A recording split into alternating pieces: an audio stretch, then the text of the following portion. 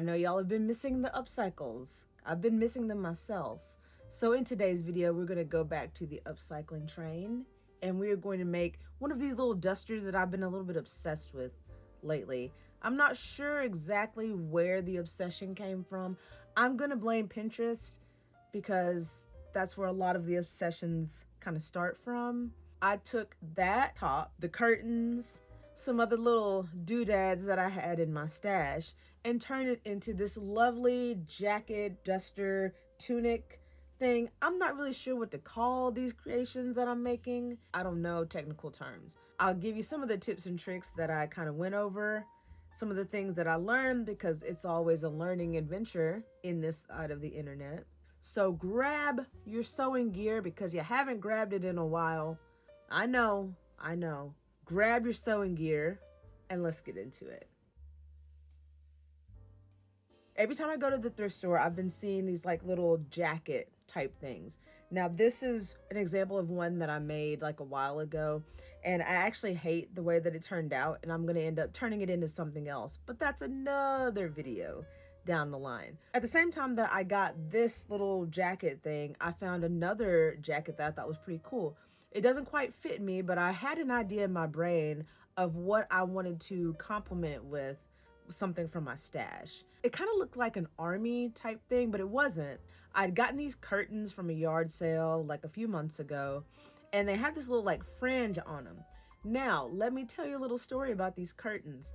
You don't want to put these curtains into the washing machine and the dryer. I learned that the hard way. Every time I get stuff from the thrift store or from a yard sale, my first thought is to put it in the washing machine, wash and dry it. Big mistake. But I was able to salvage 3.5 of them out of the 4 curtains that I got.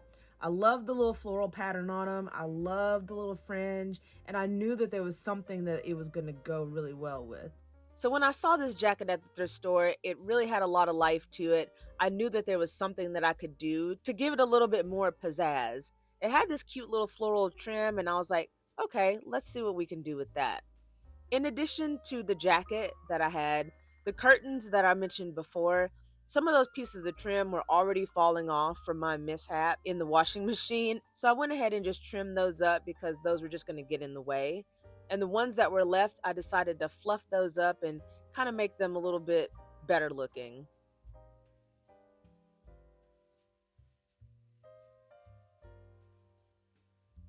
This curtain was 100% polyester, but I really felt like that it was going to work out really well with that jacket. So what I did was I put the jacket partly on as much as I could, and I decided that I wanted to add 18 inches from the bottom of the trim frilly pieces up to the top. So I measured with my ruler. I almost made a mistake and cut it in the wrong place, but I did figure out my error before I went to cutting.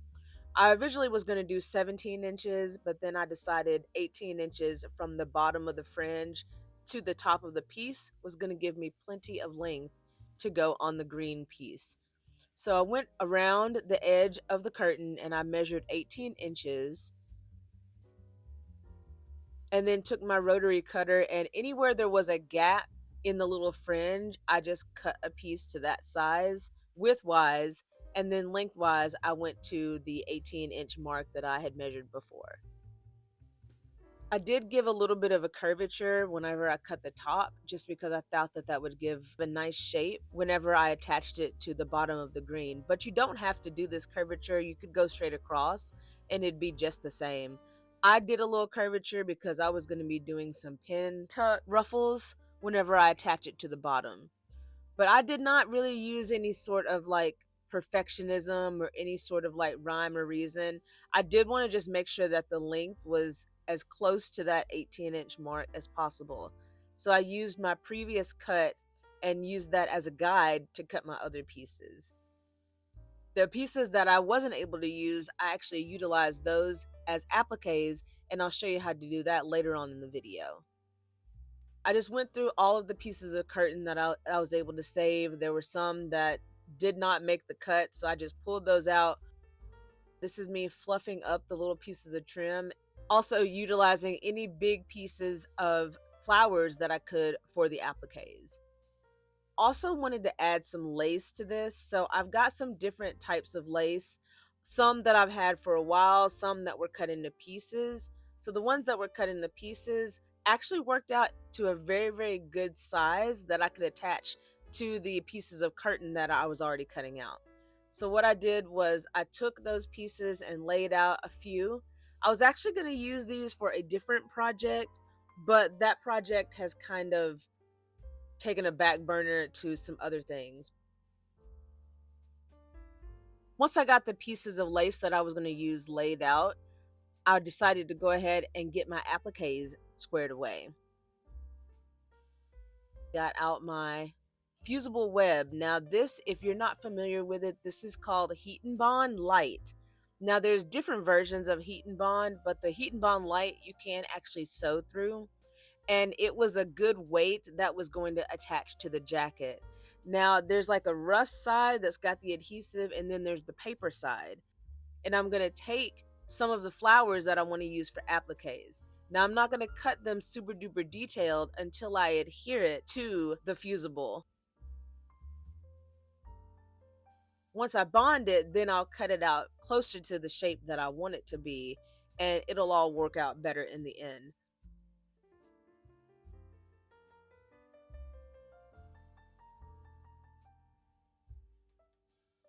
So once I decided what flowers that I wanted to use with the heat and bond, I just got my iron and followed the directions. Now the directions are going to come with it, but it does not take long for the adhesive to actually adhere to the back of whatever fabric that you're using.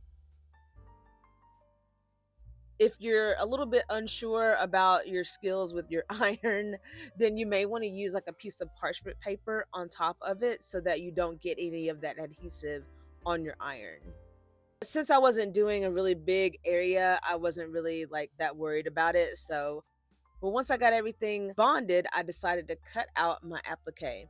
Now I did not cut it all the way to the color on the flower, because I'm going to come through, and even though I'm attaching it with the fusible, I'm actually going to be doing a zigzag stitch to just give it a little extra security on the back of my jacket.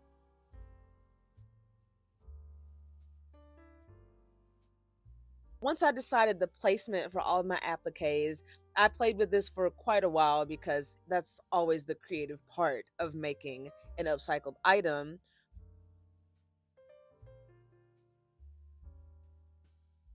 But I wanted the pink one to be the focal point on the back of the jacket.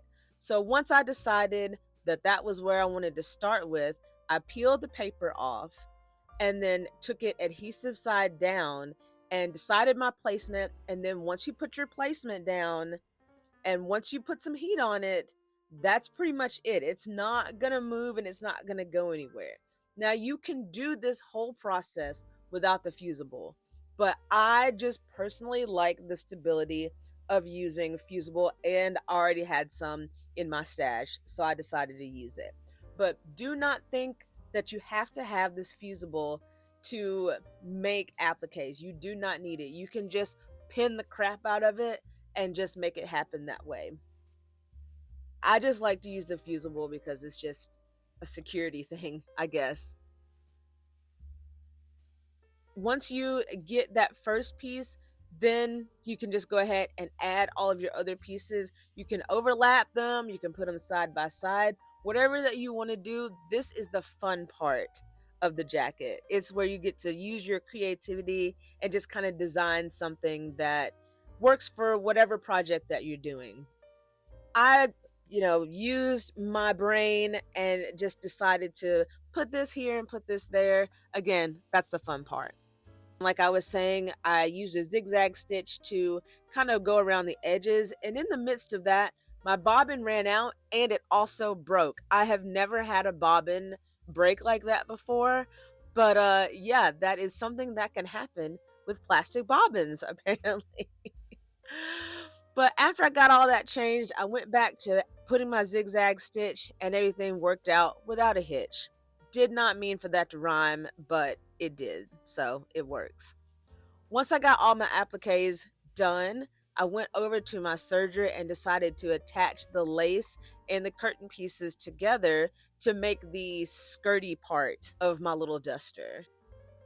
I just like to use my serger for this because it's just easier and it's right there beside my machine. But once I got all the pieces of lace and curtain together, I attached it to the bottom of the jacket. And this is what we've got so far. It's looking nice, looking pretty sweet, but we've got to add some little details. So here's some other lace that I had from some jacket, some little thing that I've had for quite a while. I cut out some rough pieces of that and decided some placement areas on the jacket for the little flowery lace pieces. And then I also wanted to cover up my raw edge with some other lace trim. I've got so many little pieces of trim, it's not even funny. But I wanted to use up this and that and bits and bobs to make something very one of a kind. I did go through and I attached all of those little bits and bobs with a zigzag stitch. You can use a straight stitch if that's all you got, but the zigzag seemed to work out pretty well. But I attached all of the little lace pieces with a zigzag, and then I attached the little lace on the raw edge with a zigzag stitch as well. But here is the finished result. I really like how this turned out. I have not messed with appliques enough and I really want to get better practice with it, but I just love all of the little like lace details and floral bits that went into this. Let me know your thoughts. Is this something that you would wear? Let me know below if you have any questions. Thank you so much for watching, and I will see you on the next sewing project.